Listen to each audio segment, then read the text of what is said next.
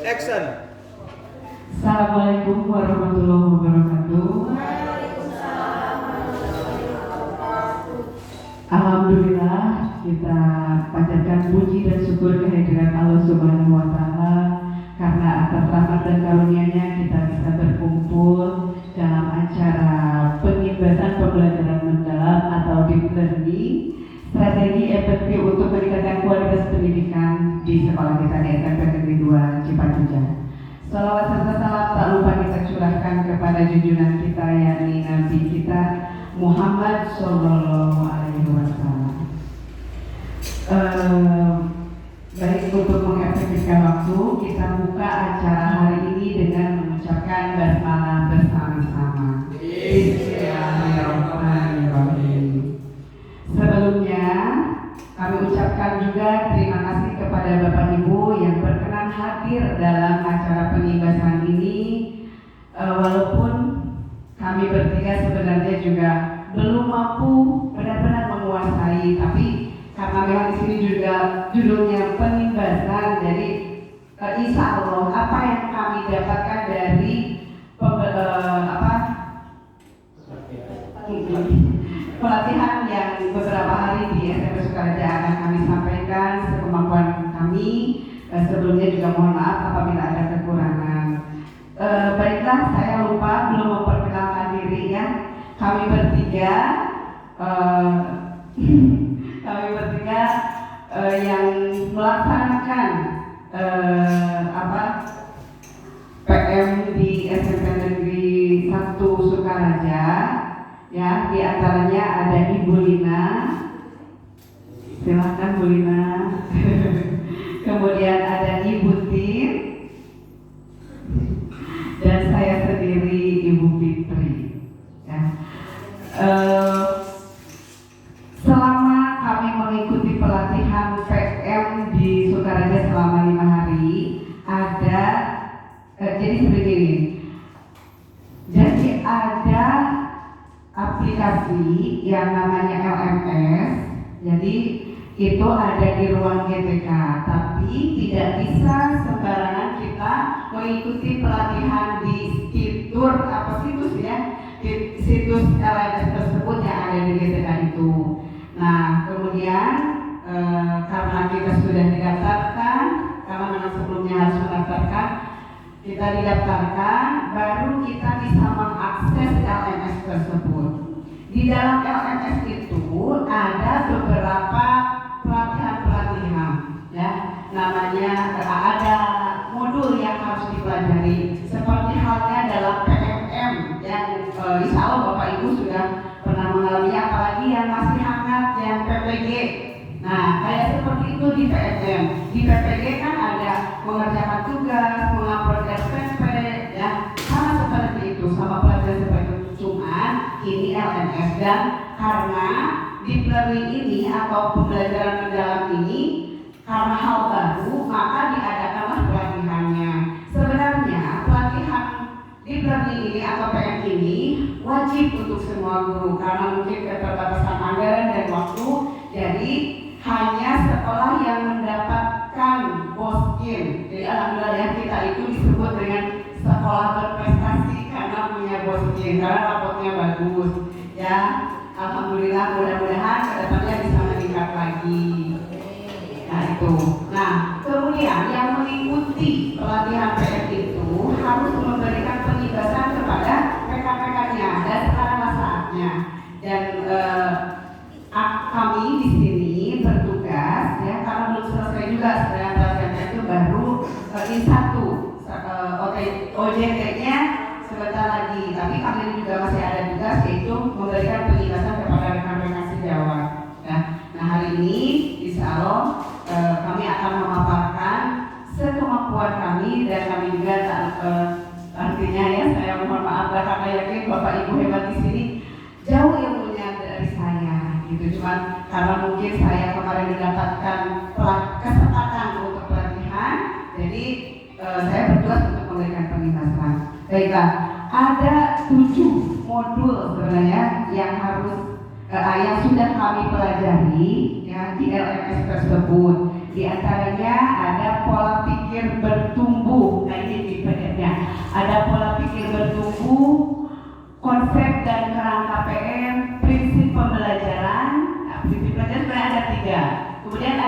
semuanya ya sebenarnya. Terus ada perencanaan pembelajaran, inquiry kolaboratif, terus pembelajaran, asesmen pembelajaran mendalam dan paparan pembelajaran mendalam. Nah, ke-7 modul ini akan dibagi ya, tapi ini tidak semua karena isinya hampir sama ya. Kemudian juga alhamdulillah kita semua kan sudah pernah diberikan seminar oleh ibu pengawas kita ya, Bu Haji Liu, pengenalan apa itu mentoring atau pembelajaran mendalam sebenarnya sudah diberikan oleh Bu Haji Liu, tapi mungkin ada tambahan-tambahan lagi dari rekan kami. Untuk yang pertama, untuk pengambilan waktu yang pertama akan disampaikan oleh Bu Lina yang akan memberikan materi tentang pola pikir bertumbuh dan konsep dan kerangka PM. Nah, maka Bu Lina dipersilakan.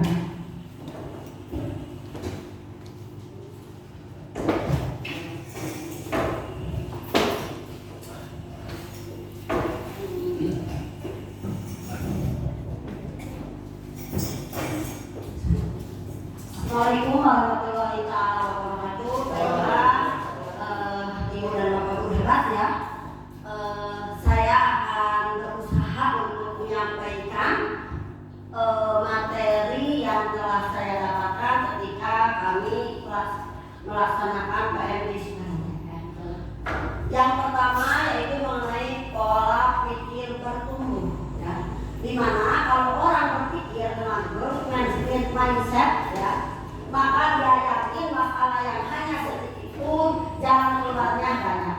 Karena itu kita sebagai pendidik jangan pernah menyerah, jangan pernah putus asa ya, dan yakin bahwa itu ada jalan keluarnya. Next.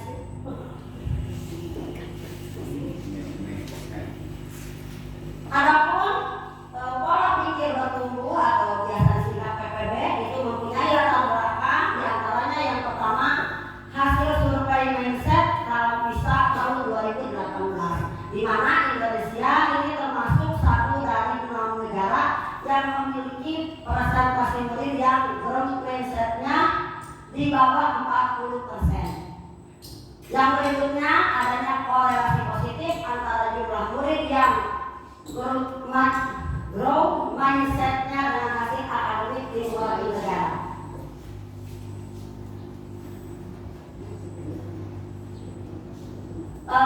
Berikutnya pola pikir adalah sejarahnya ya. Yang pertama pola pikir itu akan mendikte tindakan, dan tindakan itu nanti akan menentukan hasil yang diperoleh.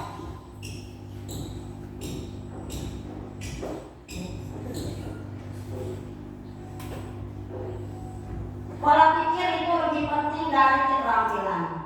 Pola pikir atau mindset adalah fondasi dari keterampilan dan alat. Pola pikir itu merupakan cara melihat dan cara berpikir saat kita menghadapi suatu masalah, dan berperan untuk memperluas cara seseorang dalam melihat dan berpikir. Di mana pola pikir ini merupakan bentuk piramida ya, di mana pola pikir ini sebagai fondasi yang lebih besar daripada keterampilan, dan yang paling kecil sebutnya adalah alat. Mengapa manusia itu berbeda-beda ya? Jelas kita diciptakan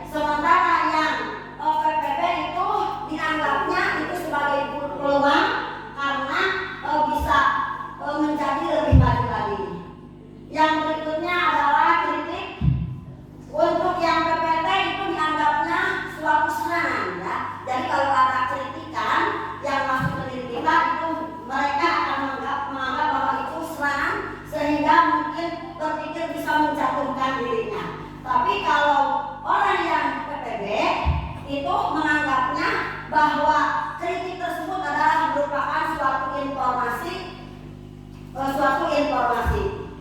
Untuk yang berikutnya adalah sukses order.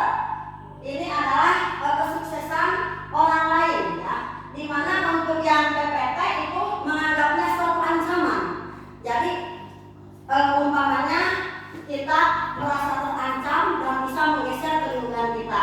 Tapi kalau yang PPB itu kesuksesan orang lain justru akan memacu diri orang tersebut dan menganggap itu adalah suatu inspirasi bahwa kita bisa maju. Umpamanya dia bisa, kenapa kita tidak? Next. Dari pola pikir tetap ke pola pikir bertumbuh.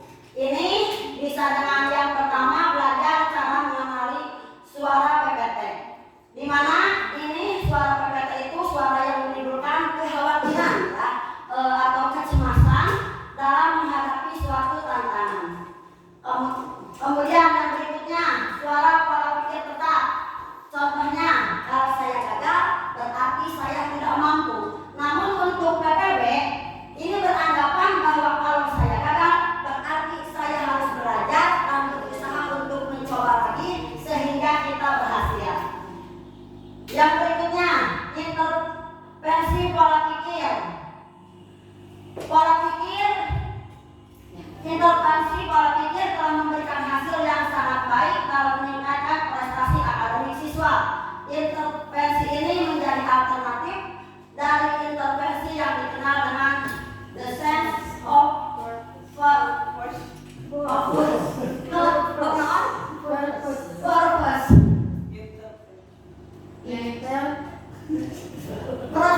Komunitas belajar. Membangun komunitas belajar merupakan fondasi utama untuk mengembangkan PPB di sekolah yang terdiri atas beberapa macam hubungan. Yang pertama adalah hubungan guru dengan murid, yang kedua hubungan guru dengan guru atau kolega di sekolah, dan yang ketiga adalah hubungan guru dengan orang tua. Hubungan guru dan murid diantaranya murid mengetahui bahwa gurunya tersebut yakin kepada kemampuan muridnya saat belajar. Yang berikutnya, di sekolah itu kita kadang-kadang suka memuji, ya, di mana pujian itu ada yang pujian pribadi dan pujian proses. Tapi untuk pujian, cara memberikan pujian ini menentukan tipe pola pikir yang akan terbentuk pada murid dan mempunyai dampak yang sangat berlawanan. Contoh pujian pribadi, waduh kamu sangat pintar, atau kamu hebat. Tapi kalau pujian proses, itu prosesnya yang kita puji. Contohnya luar biasa, kamu umpamanya dalam prosesnya sungguh luar biasa. Nah itu.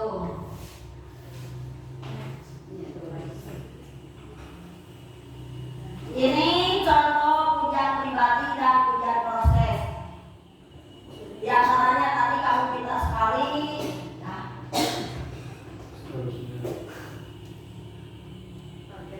Target perform dan target pembelajaran. Di mana target perform ini untuk membuat seorang terlihat pintar, semacam berusaha untuk mendapatkan nilai A untuk bahasa Inggris. Tapi kalau untuk target pembelajaran itu dapat membantu seseorang belajar seperti mampu untuk berkomunikasi dalam bahasa Inggris.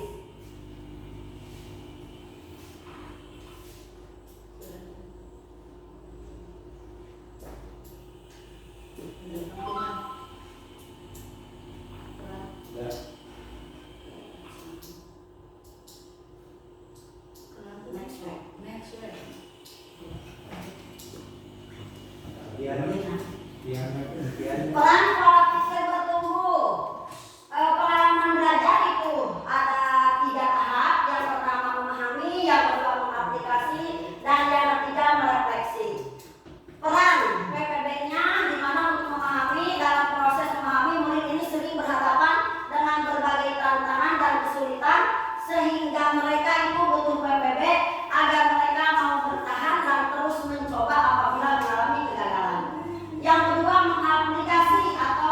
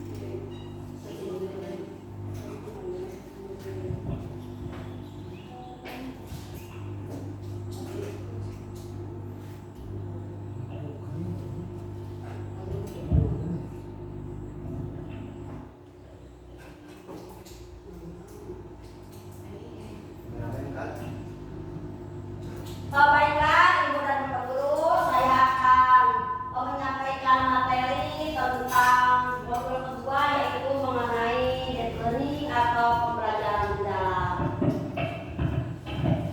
Latar belakangnya, yang pertama adanya perubahan masa depan yang sulit diprediksi. Yang kedua, permasalahan untuk pendidikan, baik itu literasi, numerasi, keterampilan berpikir tingkat tinggi, dan ketimpangan pendidikan. Yang ketiga, bonus demografi 2035 dan visi Indonesia 2045.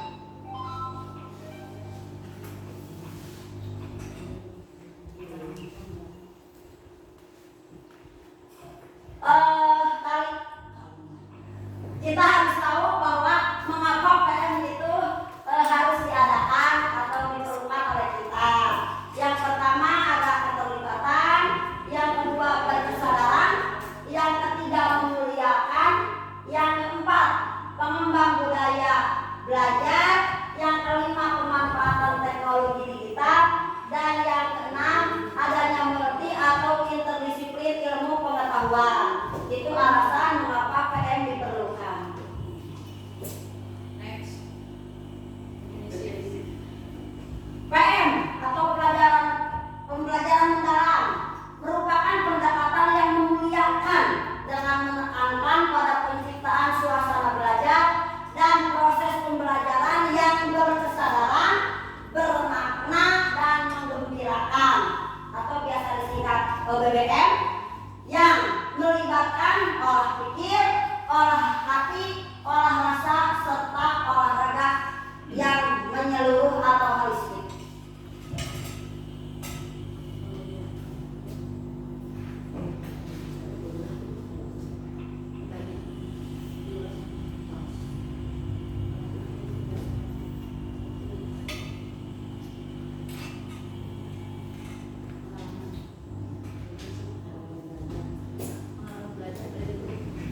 Pengalaman belajar dalam PM dimulai pada aspek memahami yang relevan dengan taksonomi Solo pada tahapan unistruktural dan multistruktural dan mengingat, serta memahami pada taksonomi Bloom. Pada tahap memahami ini, murid akan mengingat kembali pengetahuannya dan memiliki banyak ide.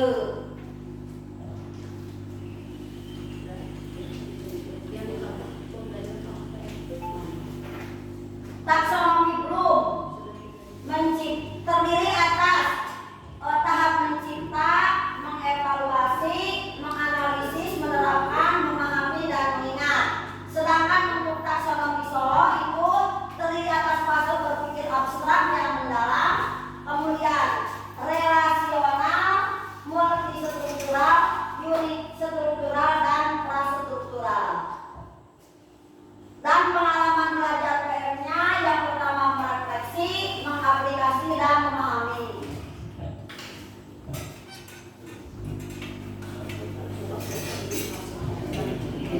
Penyampaian materi dari saya disebutkan sekian, mohon maaf ya. Jika ada yang kurang dipahami, selanjutnya saya tutup dengan ucapan akhirul kalam. Wassalamualaikum warahmatullahi wabarakatuh. Waalaikumsalam warahmatullahi wabarakatuh. Baik, terima kasih Bu Linda telah memaparkan modul ya, 2 modul. Ya, yang sebenarnya yang kedua untuk pembelajaran mendalam, Bapak Ibu sudah pernah ya diberikan materi ini dari Ibu pengawas kita. Nanti kalau misalkan butuh bahan modulnya kita share di grup ya. Selanjutnya karena modul 3.1 dan 3.2 ini sama isinya dengan pembelajaran mendalam ya, hampir sama lah ya saya pelajari. Dan untuk mengeksplikasi waktu juga karena ini hari sudah mulai sore ya, jam berapa?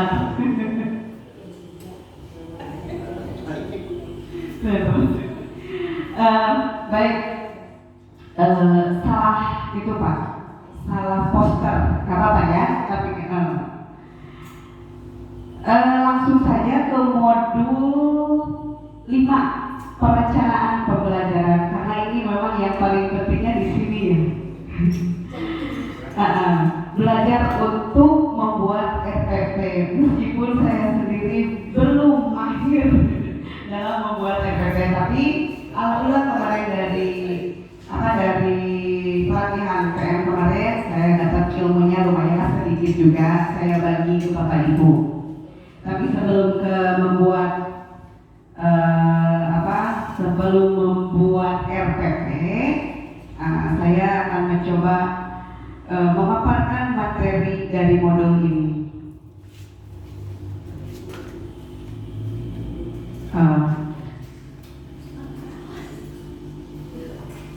Sudah tahu ya Bapak Ibu bahwa karakteristik kurikulum yang digunakan dalam implementasi PM itu, yaitu yang pertama ada dinamis, fleksibel, dan responsif ya. Jadi kurikulum ini bersifat dinamis, fleksibel, dan responsif sehingga memungkinkan pembahasan berdasarkan kebutuhan masyarakat yang berkembang sesuai dengan kemampuan teknologi. Kemudian berpusat pada peserta didik atau siswa.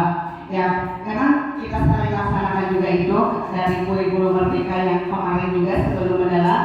Kita dalam pembelajaran itu sering memberikan kesempatan kepada siswa untuk mencari sendiri, ya, terus untuk bereksplorasi, untuk berkolaborasi, ya, dengan teman-temannya mencari jawaban. Jadi guru di sini statusnya adalah sebagai pendamping atau fasilitator juga, ya. Jadi hanya mendampingi, memfasilitasi siswa untuk belajar mandiri. Tuh. Kemudian pembelajaran terpadu. Pembelajaran terpadu, kurikulum memberikan kesempatan kepada peserta mengikuti pembelajaran terpadu, multidisiplin dan antardisiplin. Pembelajaran terpadu menyiapkan peserta didik agar dapat menghubungkan pengetahuan antar bidang ilmu menerapkan dalam kehidupan sehari-hari. Nah, ada perbedaan dalam RPP, deep learning atau pembelajaran PM, ya, kita singkatkan aja. Dalam RPP PM ini bedanya ada lintas mapel. Jadi kadang bisa berkolaborasi, misalkan saya PPKM, bisa berkolaborasi dengan pelajaran IPS atau bahkan dengan penjas, ya, gitu. Kemudian yang keempat, relevan dan peduli dengan kehidupan masyarakat. Di sini paham saya, ya, menurut pemahaman saya, dalam pembelajaran mendalam ini, jadi siswa atau peserta didik itu lebih ditekankan untuk berinteraksi dengan masyarakat, untuk melihat masyarakat di sekitar bagaimana. Makanya dalam RPP atau kita dalam memberikan pembelajaran itu harus dikaitkan dengan masyarakat, harus dikaitkan dengan fenomena-fenomena yang terjadi sekarang. Terus istilahnya update lah, ya, harus up to date dulu, harus tahu apa fenomena, bahkan kita juga tahu bagaimana ancaman-ancaman yang terjadi sekarang dengan adanya tadi juga kan dari coding, ya, dari coding juga kan ada hal-hal negatif yang perlu dihindari. Nah, itu juga bisa berkolaborasi dengan, nah, coding juga kan tadi bisa dimasukkan ke mata pelajaran juga, bisa dikaitkan dengan itu. Selanjutnya pengembangan keterampilan tingkat tinggi. Maaf ya, saya makannya begini, kurang bisa membaca. Kurikulum berorientasi pada pengembangan keterampilan tingkat tinggi seperti kreativitas, pemecahan masalah, kolaborasi, dan berpikir kritis. Oleh karena itu, dengan kurikulum harus berfokus pada pengembangan keterampilan itu melalui pembelajaran berbasis proyek, pembelajaran berbasis penyelidikan, dan pembelajaran berbasis pengalaman. Jadi boleh ya, dalam RPP sekarang kita memberikan atau yang namanya studi kasus, ya, itu boleh dicari, ya, atau begini, misalkan kalau coding diterapkan misalkan dalam pembelajaran itu biasanya jelas coding itu kan bahasa dengan alat elektronik, bisa handphone, bisa laptop atau hal yang lainnya. Nah, kalau keterbatasan alat, ya, teknologi di kita, itu kita bisa siasati dengan apa aja yang ada di sekitar kita, ya. Jadi teknologi itu tidak melulu harus alat-alat elektronik, tapi kita bisa kembangkan lagi dengan hal-hal yang ada di sekitar kita. Selanjutnya ada berarti pemanfaatan teknologi digital. Jelas itu Mbak ya. Kalau sekali-kali lah ya anak itu misalkan kalau ada yang punya handphone bisa digunakan. Kan di sini juga sudah ada beberapa guru yang kadang-kadang hari ini harus bawa HP, tapi HP-nya nanti kalau selesai pelajaran Bapak dititipkan ya, misalkan supaya menghindari anak untuk menyalahgunakan HP tersebut. Suka misalkan bikin kuisis di HP ya, kemudian sekarang banyaklah fitur-fitur untuk asesmen atau untuk kita melakukan pembelajaran itu dalam digital itu, apalagi guru-guru, saya percaya guru-guru ahli IT ya untuk menggunakan itu.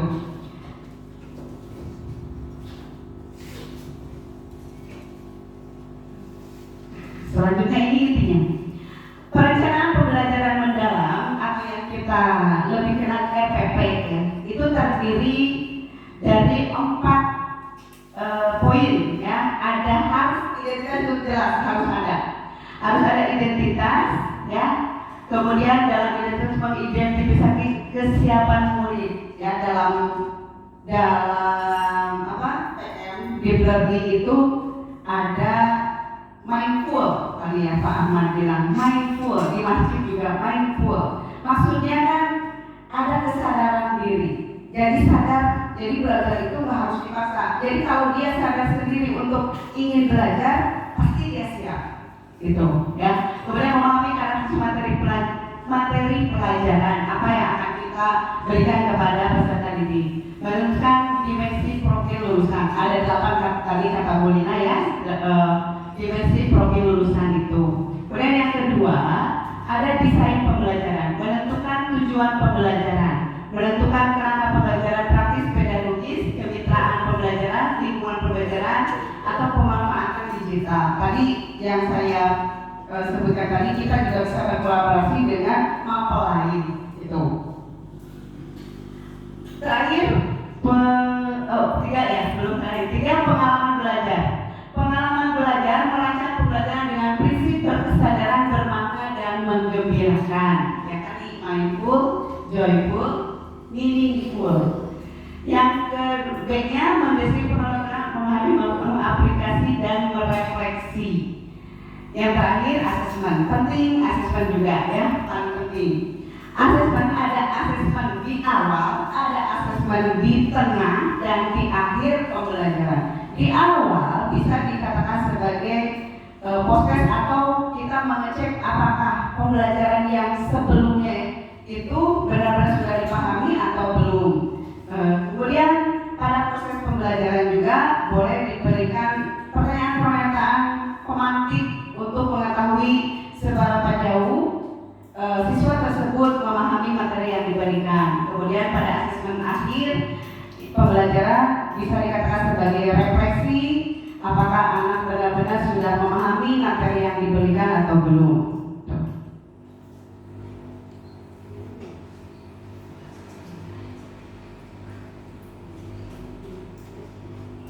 Mengidentifikasi kesiapan murid. Ini materi ini mungkin bisa dibaca langsung ya, atau nanti kan saya berikan filenya. Ini bisa dipelajari lebih mendalam lagi ya. 8 profil ini sudah ya. Taksonomi, solo taksonomi belum, sekarang menggunakan solo taksonomi.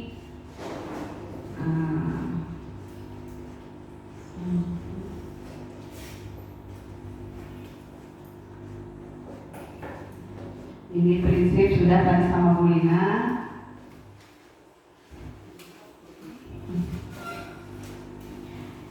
Saya sudah memberikan link di grup, coba Bapak Ibu bisa dicek. Dibuka di Grup guru ya.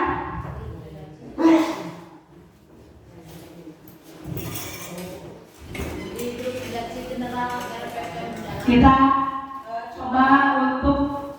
coba untuk belajar bikin RPP ya. Sebenarnya maaf kelewatan ibu kok kelewatan. lewat sebelum link yang ada di grup itu, saya akan bagikan dulu apa yang seharusnya yang ada, atau ini sebenarnya kerangka yang ini. Nah ini adalah kerangka RPP.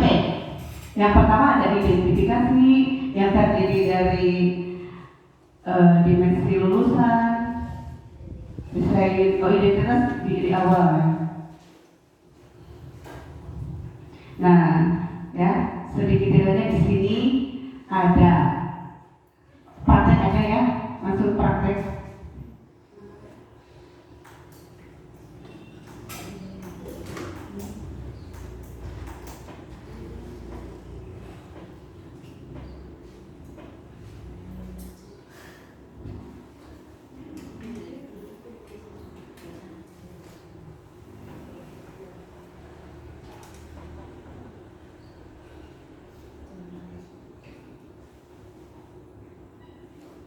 Ibu bapak sudah punya CP yang terbaru? Ada? Ya. Saya berikan contoh template-nya, contoh RPP.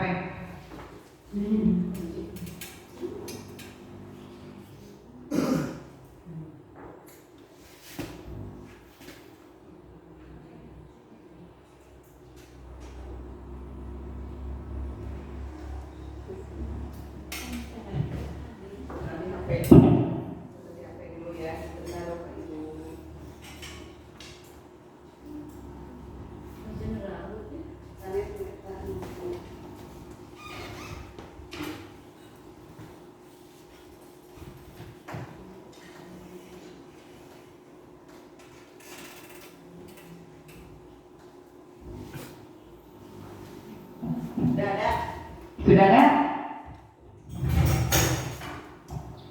Izin sambil duduk cerita.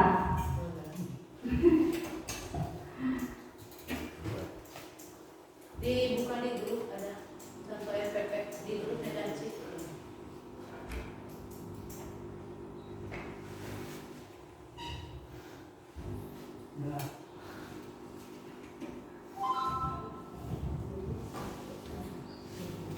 Nah, ini format RPP ya yang saya dapat ketika pelatihan. Mata pelajaran, ini identitas. Mata pelajaran kelas itu bisa lah ya, itu mah durasi gitu kan.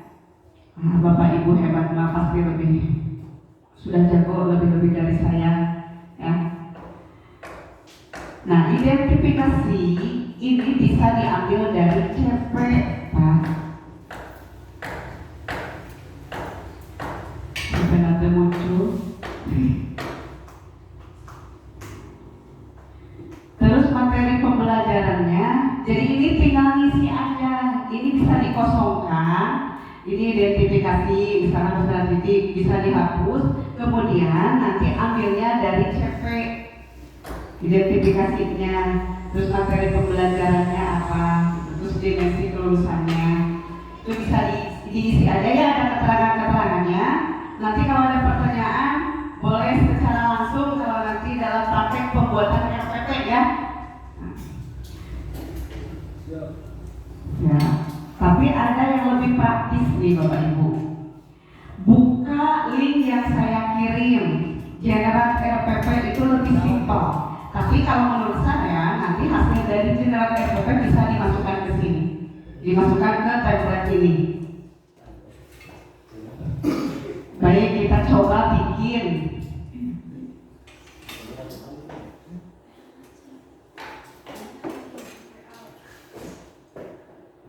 Kita coba bikin RPP di link yang saya kirim.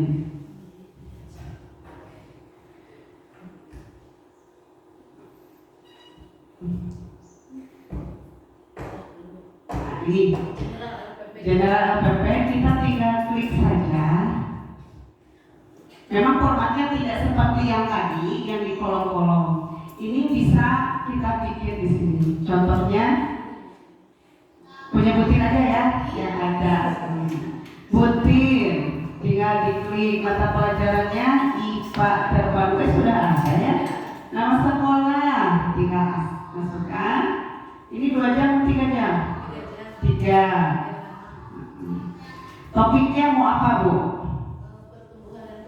Nah, pertumbuhan dan perkembangan. Kemudian materi spesifiknya mau apa? Metamorfosis. Ternyata Metamorfosis tidak sempurna. Metamorfosis.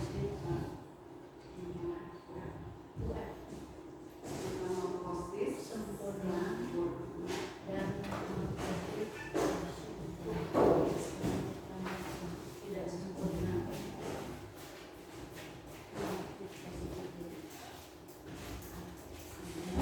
Nah, kemudian kita pilih. Jadi nggak usah mikir di hilap dari sama siga habis kok hilap dalapan profil tema mulai gitu. Tinggal pilih ini metamorfosis sempurna dan tidak sempurna ini maksudnya kemana? Dimensi profil lulusannya mana aja butir?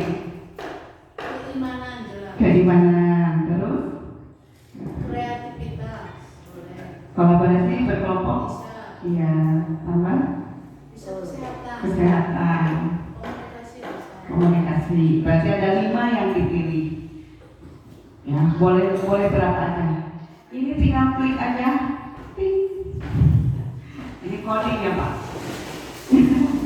Tuh langsung muncul, sudah jadi. Ya, RPP-nya sudah jadi, sudah ada identitas. Nah, ini identifikasinya persiapan peserta didiknya. Sudah ada kata-katanya, peserta didik memiliki pengetahuan dasar metamorfosis sempurna dan metamorfosis sempurna yang bervariasi dengan minat tinggi terhadap isu pertumbuhan dan sebagainya. Lanjut ya. Terus materi pelajaran. Nah, materi pelajarannya kan tadi sudah kita klik, jadi otomatis ya. Terus ngartos metamorfosis karena hewan ke karena manusia. Bu, Otomatis. sudah pintar karena ada recording, kita sudah berbahasa dengan laptop dengan ada ini. Kemudian desain pembelajarannya sudah ada. Kalau misalnya yang di kotak-kotak abimah, tapi asal sesuai MPPT di kotak-kotak aman bisa bisa tinggal kita masukkan saja nanti ke sini dimasukkan peserta didik ini nanti tinggal kita kopas saja yang ini ini ya. Nah, kita kopas tadi yang ini. Bukan, yang ini. Nah, misalkan gini, peserta didik, nah sampai sempurna. Dari identik. Hah? Enggak, ininya aja. Kan tadi Format yang tadi. masuk ke sini, jadi tinggal masuk ke ke sini. Oh, sudah masuk ini sudah masuk ke sini. Ya, terus materi bisa selanjutnya. Dimensi tinggal diketik aja ini Pak, atau bisa dihapus aja gitu. Jadi ini jangan hilang file ini untuk belajar membuat RPP, capaian pembelajaran gitu ya. Nah, terus yang ini apa ya tadi? Oh ini. Nah, pengalaman belajar ada kegiatan inti, terus sampai penutup, sampai asesmennya. Ini kalau tapi dicek lagi, kalaupun sudah jadi jangan langsung di print, dicek dulu sesuai nggak sama tipe bapak ibu dalam pembelajaran. Kalau misalnya kurang sesuai, tinggal kita ganti sedikit-sedikit, tinggal ubah sesuai dengan keinginan kita mau bagaimana nanti pembelajarannya atau di asesmennya asal kurang pasti asesmen teh boleh dirubah, boleh diganti dengan jadi ini kita punya kerangkanya nih Mas. Jadi kita tinggal merubah sedikit-sedikit ya. Gitu. Tapi kalau misalnya sudah sesuai, tinggal bisa langsung di print atau di copy paste ya. Nanti pindahkan ke Word baru. Nah di sini, nah di sini bisa langsung copy atau bisa langsung print. Ya. Begitu Bapak Ibu tentang RPP. Mudah-mudahan sedikit ada pencerahan ya, karena mohon maaf juga apabila ada kekurangan dalam penyampaian ya, atau kita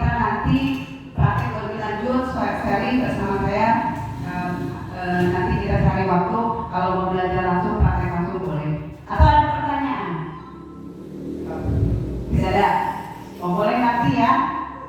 Boleh nanti di lain waktu sambil praktek langsung karena Bapak Ibu sekarang tidak bawa laptop ya. Gitu. Baik, saya ucapkan terima kasih atas perhatiannya. Mungkin materi dari saya cukupkan sekian. Kita lanjut ke materi selanjutnya yang akan dibawakan oleh Bu Tin. Ini tentang asesmen.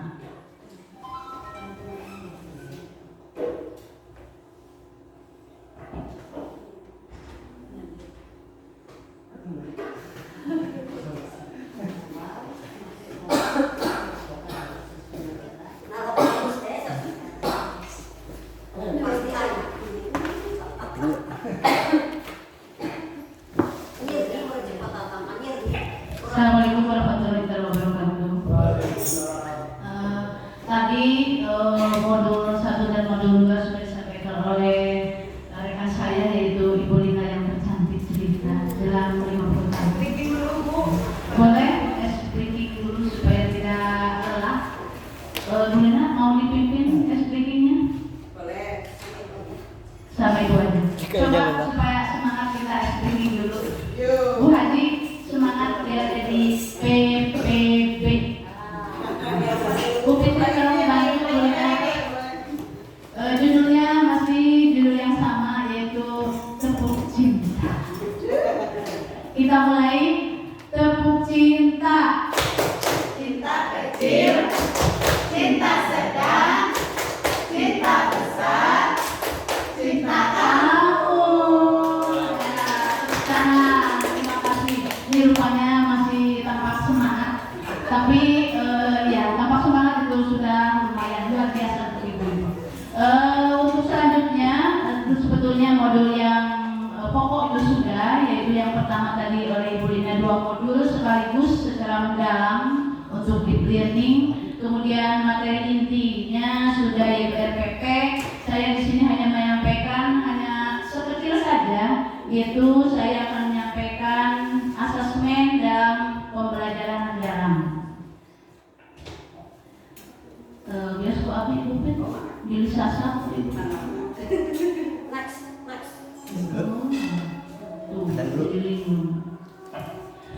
Nah, inquiry itu merupakan salah satu pendekatan, bukan metode.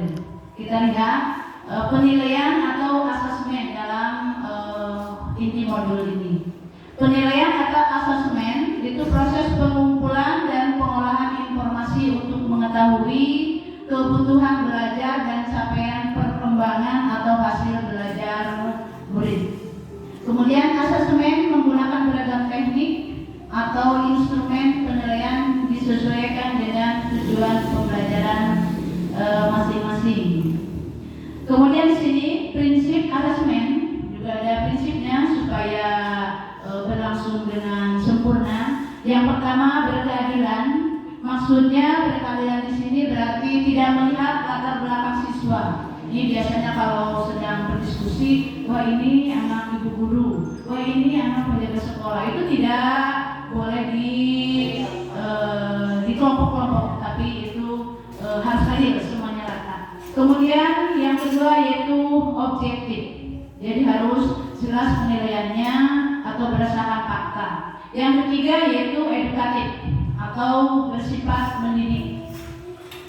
Penilaian yang hanya digunakan sebagai umpan balik, jadi betul-betul berasal dari hasil anak itu sendiri atau objektif, jadi berhubungan. Kemudian pada asesmen pembelajaran mendalam sebetulnya ada 2, yaitu asesmen formatif dan asesmen sumatif. Saya kira Ibu Bapak tidak asing untuk penilaian atau asesmen sumatif dan asesmen formatif. Itu sudah biasa dilakukan. Hanya bedanya mungkin ini ada prinsip-prinsip dari penerapan pembelajaran deep learning. Kemudian berikutnya kita lihat asesmen pada pembelajaran mendalam.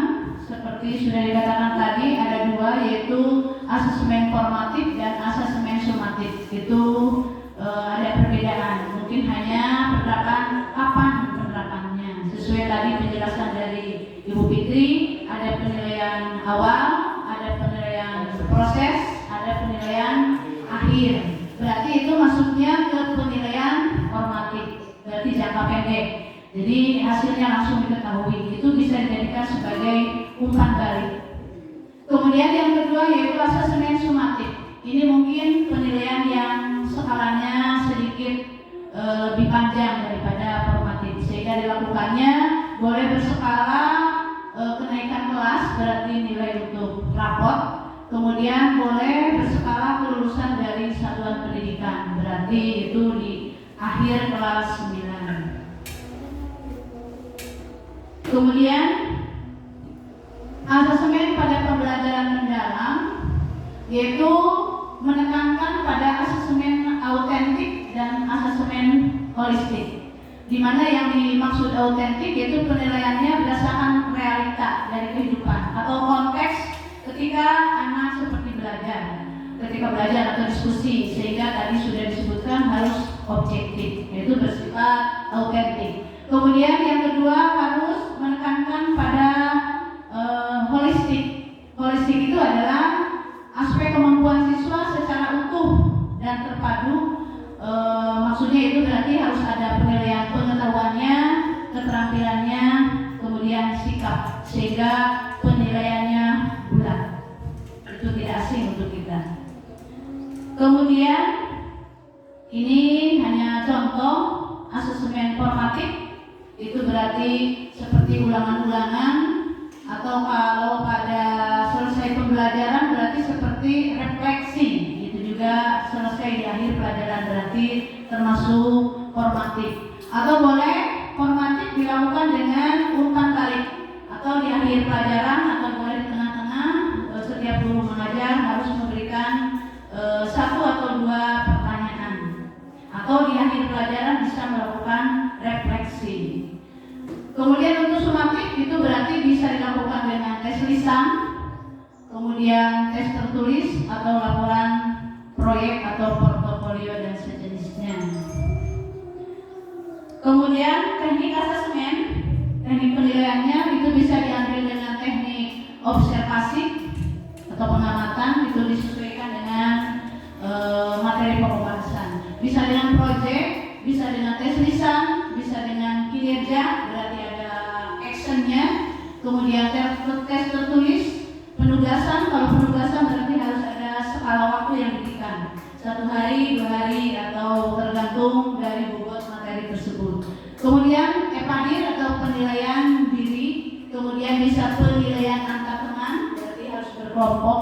Kemudian yang terakhir bisa dalam bentuk portofolio.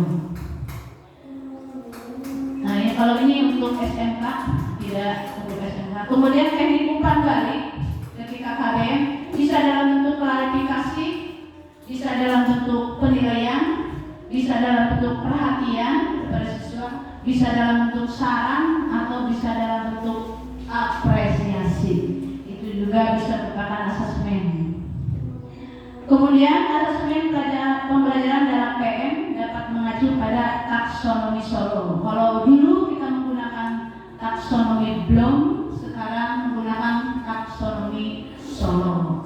Saya yakin ibu-ibu sudah ada punya di laptopnya masing-masing. Ini sudah disinggung oleh Ibu Lina. Kalau zaman dulu itu taksonomi Bloom, kemudian sekarang taksonomi Solo, kemudian lebih berkembang lagi di pembelajaran mendalam, yaitu ada refleksi, mengaplikasi, dan memahami. Sebetulnya masih kakak beradik di antara taksonomi tersebut. Taksonomi Solo sudah, taksonomi ranah kognitif juga sudah, pengalaman PM sudah tadi disinggung oleh Ibu Lina. Kemudian terima kasih. Itulah sedikit asesmen, itu sebagai pelengkap dari akhir pembuatan RPP. Mudah-mudahan sebelum ditutup, apakah ada pertanyaan? Silakan. Kalau sudah lemas boleh nanti chat saya ke Ibu.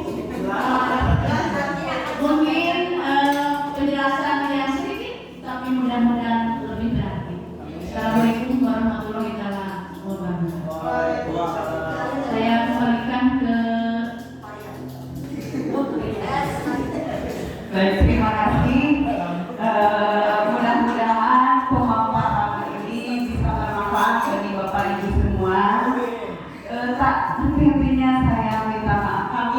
minta maaf apabila pemaparan kami kurang berkenan atau bahkan kurang dipahami oleh Bapak Ibu. Kami ucapkan mohon maaf dan saya ucapkan juga terima kasih atas perhatiannya. Mari kita tutup acara